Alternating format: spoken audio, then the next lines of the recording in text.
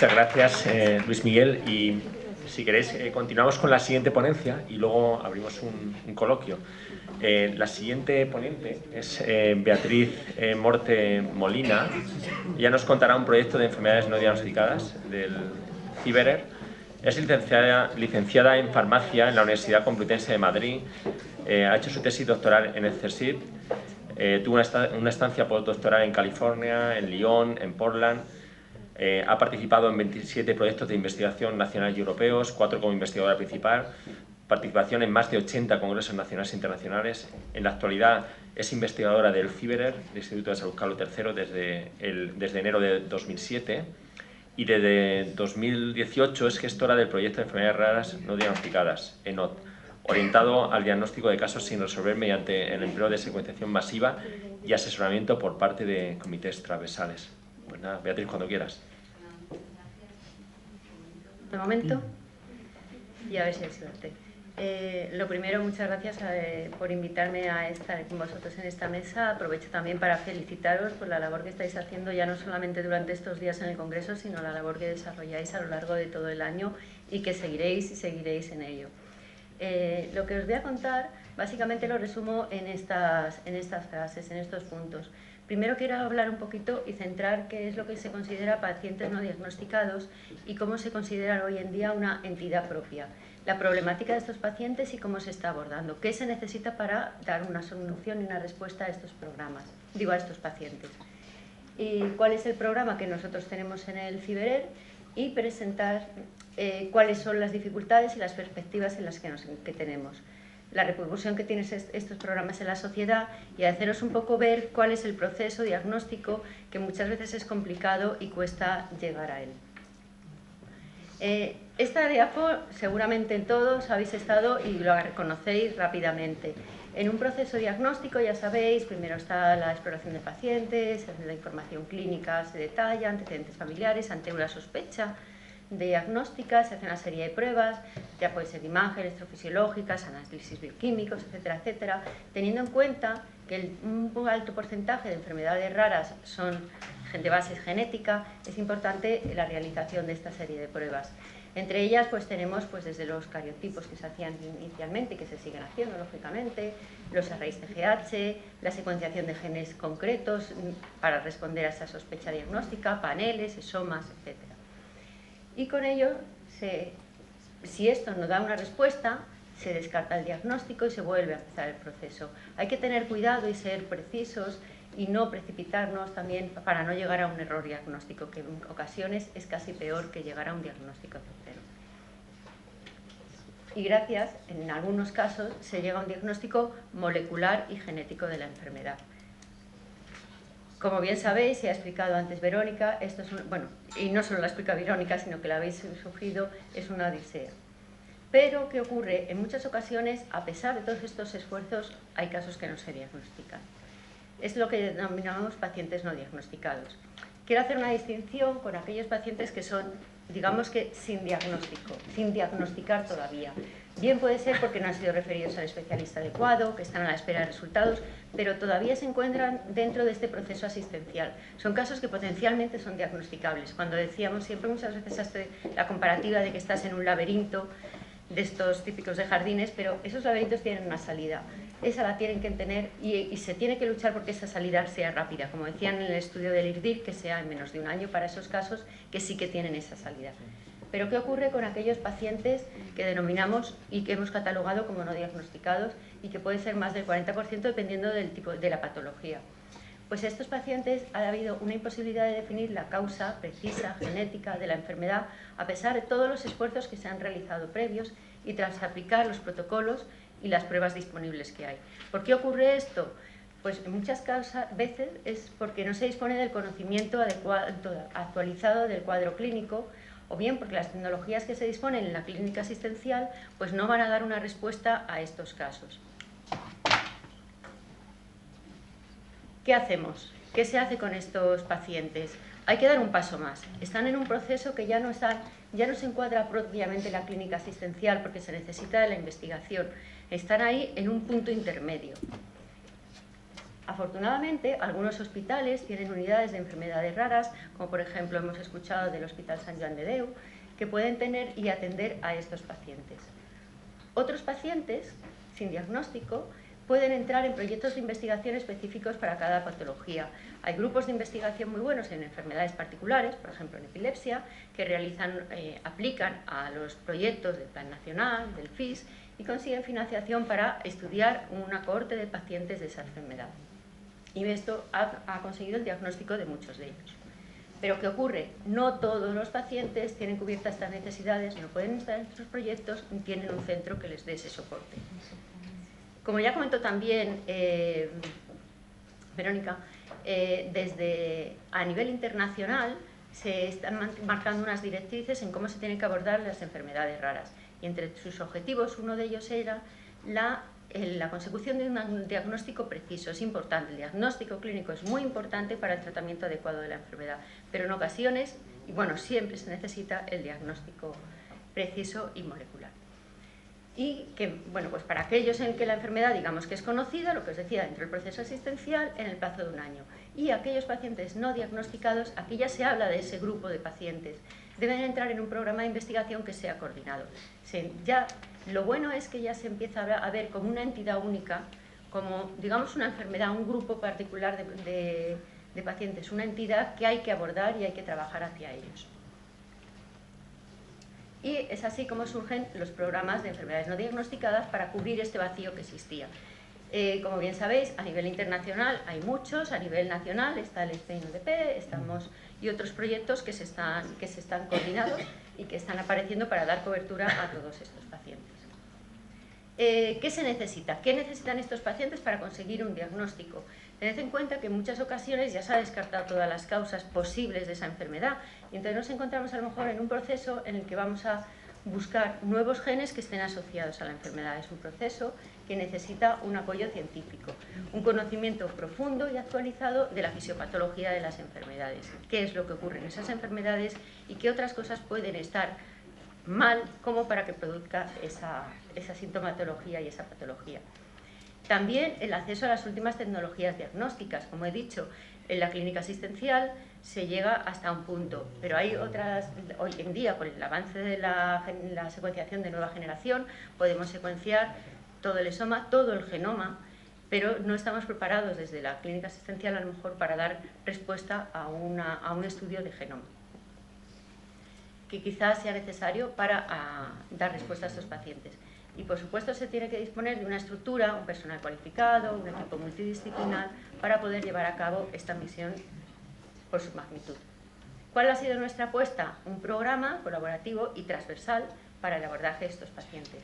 Os explico un poquito qué es el CiberAir para entender cómo hemos montado nosotros el proyecto. Yo creo que todos los programas son buenos, pero sobre todo tienen que nacer para tener un éxito de qué es la base que tienes, qué es lo que tú puedes aportar y con qué vas a conseguir mejor rendimiento. ¿Qué es el CiberAir? El CiberAir es un centro de investigación biomédica en red de enfermedades raras. Este es un consorcio español creado y perteneciente al Instituto de Salud Carlos III desde noviembre de 2006. Ya tenemos un bagaje. Es una estructura en red, con una red de excelencia. Muchos grupos están aquí incorporados. También hay grupos que son de excelencia y que no están dentro del CiberAir, también todo hay que decirlo. Los que están dentro del CiberAir son grupos de excelencia, más otros que hay fuera que no han podido entrar, pues por razones presupuestarias principalmente, que no todos cabemos. Pero los que están en el CiberAir son grupos de excelencia y referentes en investigación translacional. ¿Cuántos somos? Pues ahora mismo hay un equipo de más de 700 científicos, tanto biomédicos básicos, investigadores clínicos, y estamos organizados en 57 grupos de investigación, 20 grupos clínicos de hospitales asociados a estos grupos, y estamos distribuidos a lo largo de toda la geografía española. Pertenecemos a distintas instituciones, pues hay grupos que son de universidades, otros de centros de investigación, del CSIC, de hospitales, etcétera, etcétera. También colaboramos con la industria, con asociaciones de pacientes e instituciones tanto nacionales como internacionales. Los grupos del CiberAir son expertos en muchas enfermedades raras, no todas, lógicamente, pero sí estamos trabajando, sí hay grupos expertos en muchas de ellas o grupos de patologías. Entonces, ¿qué decíamos? Por eso, en esta estructura que he definido, es el contexto en el que nace el programa de enfermedades no diagnosticadas. Hemos dicho, ¿por qué? Pues cumplimos los requisitos que había comentado antes. Disponemos de una estructura asentada, en 2006, capaz de responder a este reto por la magnitud que tiene. Incorpora el apoyo científico al proceso diagnóstico, porque estamos tanto grupos básicos como grupos clínicos integrados en esta red. Por otro lado, cuenta con un equipo multidisciplinar. Dentro del Ciberer tenemos genetistas, clínicos y de laboratorio, hay servicios de diagnóstico, hay expertos en fisiopatología de las enfermedades, hay expertos en bioinformática, tan necesario para el análisis de estos, para hacer los diagnósticos, expertos en estudios funcionales, etc. Colaboramos con los pacientes, siempre importante, además de los grupos básicos clínicos, el estar con los pacientes. Y por otro lado, dotamos de un presupuesto para el acceso a las últimas tecnologías. El Ciberer pone un presupuesto para atender a la consecución de estas técnicas. Como los antecedentes, es un proyecto de apoyo al diagnóstico. Llevamos muchos años ya trabajando en el Ciberer y los grupos particularmente, más luego coordinados a través de proyectos de investigación. Desde el 2011 ya estamos volcados en, como objetivo prioritario, el descubrimiento de nuevos genes asociados a las enfermedades. Ahora bien, a partir del 2016 aproximadamente, creamos el programa colaborativo, le dimos hicimos un cambio de concepto. Estas cosas, o sea, estos proyectos siguen, porque los grupos siguen trabajando cada uno en su patología, pero quisimos hacer un paso adelante con este programa. Así, está abierto a todas las enfermedades de causa genética, no solamente a aquellos pacientes que pueden caber dentro de un proyecto determinado, y se investiga cada caso de manera individual. No hace falta estar hablando de cohortes de pacientes, de tener una cohorte de 100 pacientes de epilepsias para poder hacer los estudios. En este caso estamos estudiando cada caso de manera individual. También es más complejo, todo hay que decirlo, pero así damos cabida a todos. Y desde el inicio, desde todos los años que vamos trabajando, pues hemos contribuido al conocimiento y al avance del conocimiento con la caracterización de 89 nuevos genes asociados a enfermedad. ¿Qué ofrece el programa? ¿Qué es lo que ofrecemos? Primero, ofrecemos una orientación diagnóstica y un consejo experto. Dentro del Ciberer hay especialistas, tanto clínicos como genetistas, en muchas de las enfermedades, como os he dicho, o grupos de enfermedades. Cuando un caso entra en el programa, le ponemos en contacto con lo que llamamos evaluadores, que son expertos en ese área. Y ellos pueden asesorar sobre posibles actuaciones a llevar, que podrían llevar al diagnóstico, o sobre la idoneidad de continuar con las pruebas, qué tipo de pruebas o qué genes analizar cuando se realicen la secuenciación masiva. Y hay un comité científico que también respalda todo este proceso.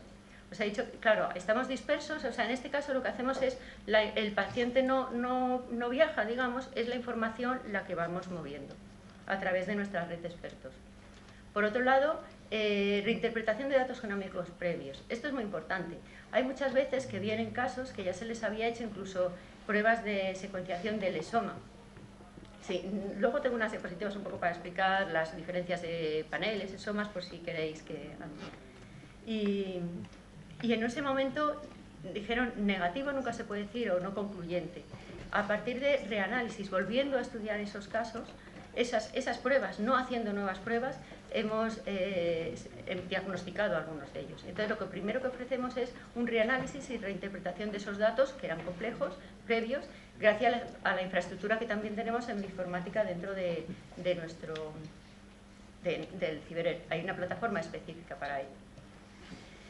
Y por otro lado ya, cuando se han pasado todos estos pasos y no hemos llegado a un diagnóstico, pues la secuenciación masiva. Técnicas de soma, genoma, transcriptoma, ahora estamos incorporando también el metiloma, bueno, todas las técnicas OMAS, que al final lo que vienen es a intentar llegar a ese diagnóstico. Y para ello tenemos un presupuesto, dentro del Ciberer hemos designado una partida para llevar a cabo estos estudios. ¿Qué hemos tenido que hacer? ¿Cómo hemos tenido que organizarnos? Pues lo primero, bueno, hay que optimizar el protocolo de estudio, hemos hecho algoritmos bioinformáticos de análisis y los estamos consensuando a través de toda la red de bioinformáticos que tenemos en el Ciberer. Se ha creado una base de datos como herramienta en línea. Aquí tengo unos pantallazos lo que se trata es de toda la información clínica, pruebas diagnósticas, somatometría, dismorfologías, exploración de que se hayan hecho análisis bioquímicos, otras analíticas, antecedentes personales y perinatales, etcétera. Toda la historia clínica, registrarla y codificarla. Ahora os explicaré lo de codificarla.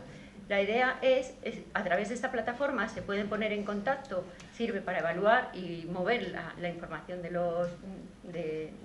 cada uno de los casos, por supuesto todo bajo la Ley de Protección de Datos y validado por un comité de ética del centro hospitalario, y se trata de compartirla de manera anónima, codificada, toda la información. Un correcto fenotipado, que os lo explicaré luego, y asociar la información fenotípica es los síntomas, la sintomatología de cada paciente, con la información genómica que después se generará.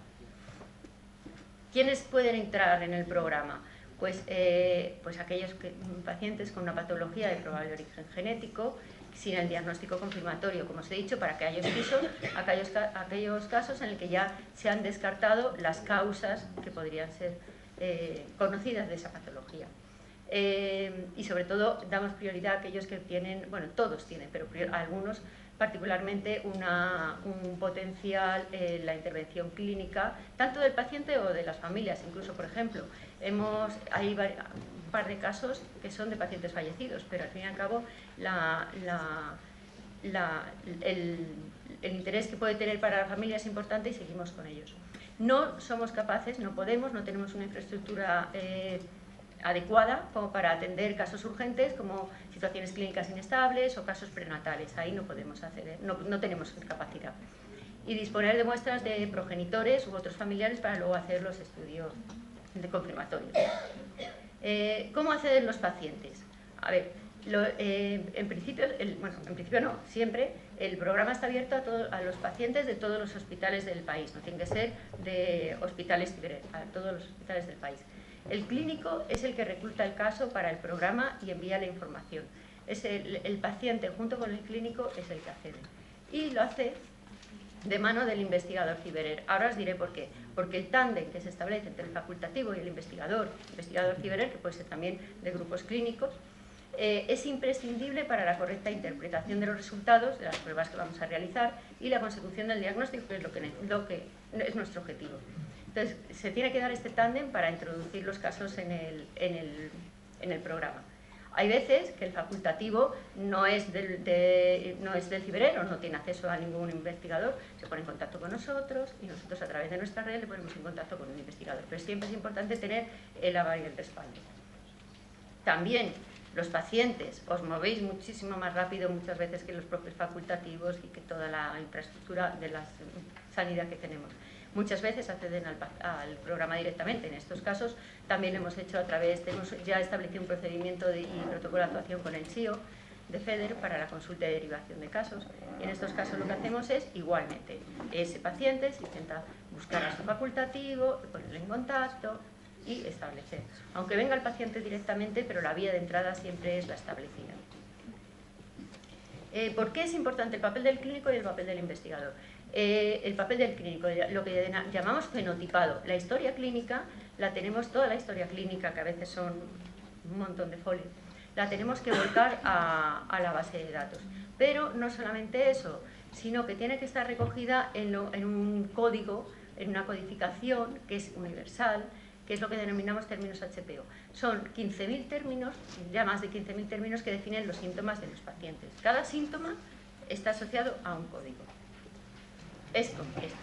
Por ejemplo, este paciente tiene boca ancha, narinas antevertidas, discapacidad intelectual, convulsiones, foramen oval, microcefalia, retraso global del desarrollo. Pues todo esto tiene un código que es el 00554, 463.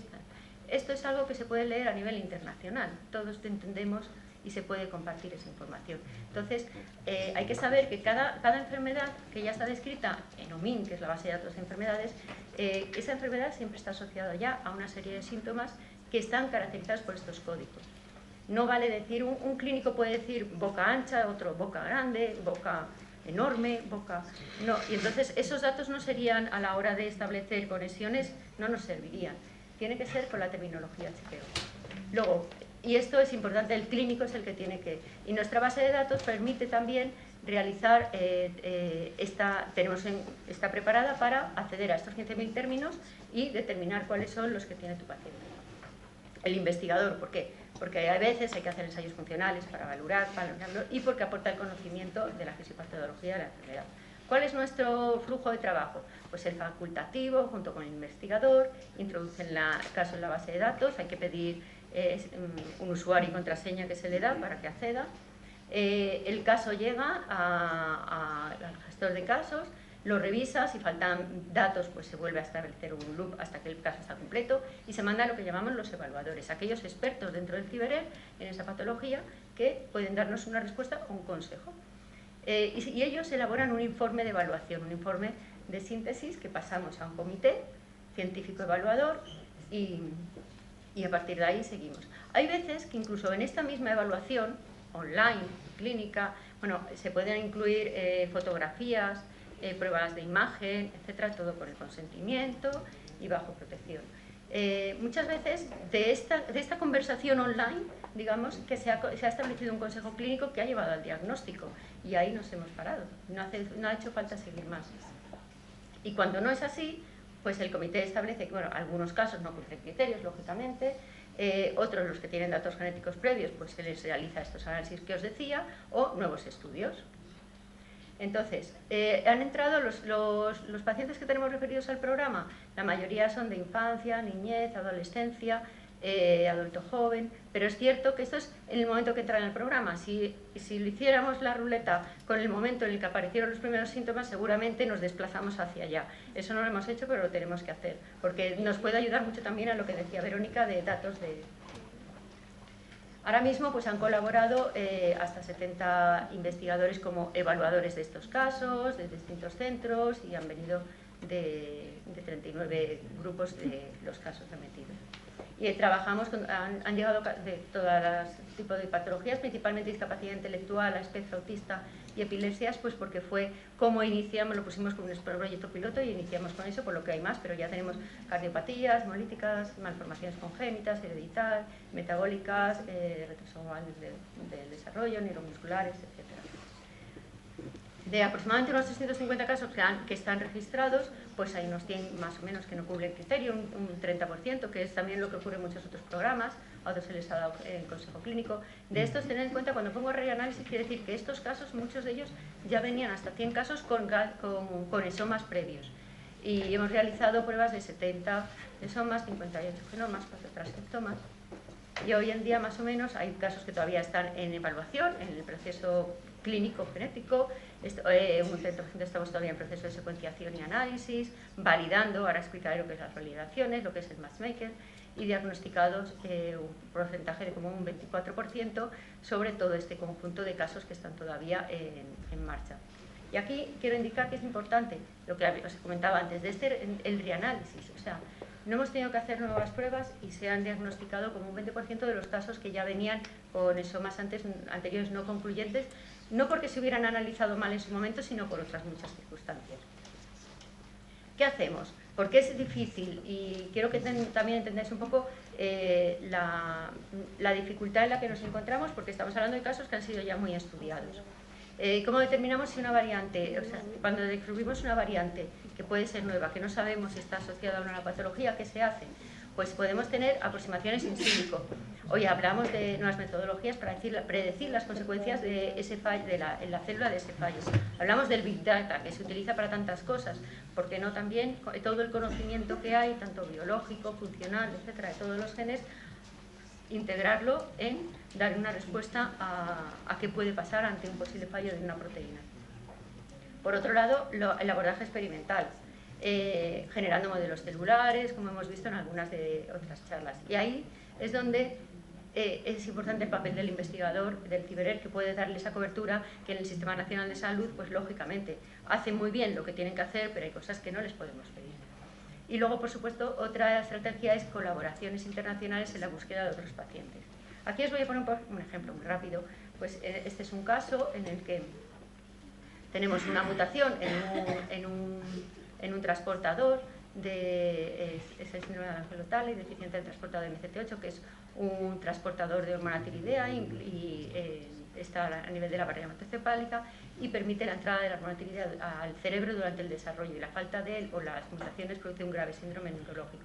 Encontramos en este paciente una alteración, un cambio en un aminoácido que producía una proteína trastocada, que no era. Pero para demostrar que este cambio es lo que está produciendo de verdad la patología, en este caso, pues un estudio en células, simplemente. Hemos dicho que si es un transportador, se encuentra en la membrana de las células y lo que hace es permitir que estas bolitas, que son la monotiroidea, entren. Nosotros tenemos en el laboratorio puesto a punto, bueno, en el laboratorio en el que yo trabajaba antes, todo hay que decirlo, este tipo de ensayos para ver cómo entra, y cuando reproducimos en una proteína con la mutación del paciente vemos que estas bolitas no entran, con lo cual estamos demostrando que eso es la causa de él. Y a partir de aquí, pues todo esto también puede llevar pues, a proyectos de investigación y poder llegar a conocimiento. Lo que os comentaba de los proyectos en cuanto a compartir. Otra estrategia para determinar si una variante que se ha encontrado es patogénica o no es patogénica, es cuando ya está descrito es muy fácil, pero cuando es nueva es encontrar otros pacientes que tengan esa misma alteración y compartan el mismo fenotipo, la misma sintomatología, la misma clínica. Entonces, ahí se organizó una plataforma federada de intercambio para el descubrimiento de nuevos genes en 2013 y hay muchas estrategias, que son todas estas, distintas bases de datos, digamos, y todas ellas están interconectadas. Tú puedes acceder a través de una de ellas y hacer cuestiones a todas partes. Entonces, nosotros lo que hacemos es subir nuestro paciente a una de estas redes y desde ahí ella va cuestionando y preguntando a todas las demás donde hay otro paciente, por ejemplo, pues, bueno, la base de datos del fenotipo de pacientes anonimizada y sus variantes genéticas. Tenemos nuestro paciente con una alteración, con una variante que puede ser posiblemente patogénica, pero no está comprobado, y con su fenotipo. Aquí no tenemos toda la historia clínica detrás, ese fenotipo se va a quedar resumido en estos 4 numeritos. Cada paciente tiene su alteración, alteración que se ha encontrado, posiblemente patogénica, pero no confirmada, con sus numeritos, que esos sí se pueden conectar. Nosotros subimos nuestro paciente, se hace preguntas sobre todos los demás, y podemos encontrar uno en Australia. Se pone en contacto con nosotros y a partir de ahí se pueden establecer colaboraciones que a veces simplemente descarta el diagnóstico. No, el mío tiene problemas, el nuestro no, pues no es lo. Este gen posiblemente no es lo que da respuesta como causa. ¿Pero qué ocurre? ¿Cuál es la realidad? Pues muchos pacientes quedan sin diagnóstico tras la realización de estas pruebas, aunque sean de secuenciación masiva y que parece que nos iban a resolver todo. Tenemos acceso a todo, pero no podemos entender todo. Y nuestro reto realmente y nuestra meta es el diagnóstico. Entonces nosotros ahora estamos con el concepto de proyecto MED-ENOD, mejora del diagnóstico del ENOD. O sea, hay que seguir trabajando, tenemos que trabajar todos juntos para ir colocando piezas en estos vacíos que todavía quedan en el conocimiento y que nos ayudarán al diagnóstico. ¿Cuál es el presente, el futuro, las dificultades? Pues tenemos que saber y ser conscientes que hay ciertas limitaciones. Estos programas, el nuestro y todos, no permiten la confirmación genética de todos los casos de enfermedades raras no diagnosticadas. Pero vamos a ver, no permite y pongo por el momento, porque eso es importante tenerlo en cuenta. O sea, tenemos que ser conscientes de que hay esta limitación, pero por el momento. La tasa diagnóstica, hay éxito. O sea, hay limitaciones, pero también hay éxito. Estamos encontrando una tasa entre un 20 y un 35 de estos casos, pero de estos casos a los que ya se les había estudiado todo. No si los hubiéramos cogido desde el principio, que sería mal. Por eso es importante. Y luego, dificultades, lógicamente, hay muchas, porque la secuenciación del exoma y más en el genoma, pues plantea muchas dificultades en la interpretación clínica, como las famosas variantes de significado incierto. Aquí, brevemente, por si queréis pues hay muchas veces que la sospecha diagnóstica nos orienta a un gen y lo secuenciamos y nos puede dar la respuesta ahí. Otras veces a grupos de patologías, y es lo que cuando os dicen se están haciendo ensayos de paneles de genes, pues todos los genes que son de discapacidad intelectual, de miopatías, de epilepsia, se estudian ante un posible caso de epilepsia. Se estudian todos estos genes que ya se conocen asociados. ¿Qué ocurre? Podemos ir más allá y hacer lo que se denomina el esoma clínico, que actualmente hay como aproximadamente más de 4.500 genes que sabemos que están asociados a patologías. Y se puede estudiar todos ellos. Vamos a mirar dentro del ADN de estos pacientes todos los genes que ya sabemos que tienen asignado una enfermedad.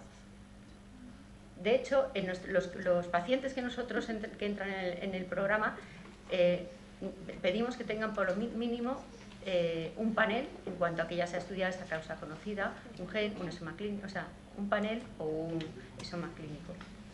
Luego, ¿pero qué ocurre? Si estos fueran todos los genes, todos los que hay, algunos están asociados a enfermedades, estos de colorines, pero no todos, y hay muchos que no. Entonces, cuando hacemos estudios de genoma, esoma completo, analizamos todos, asociados y no asociados. Pero estamos estudiando las regiones que codifican la proteína. El genoma realmente es mucho más. Está compuesto por 3.000, los números siempre me bailan, 3.240 millones de pares de bases.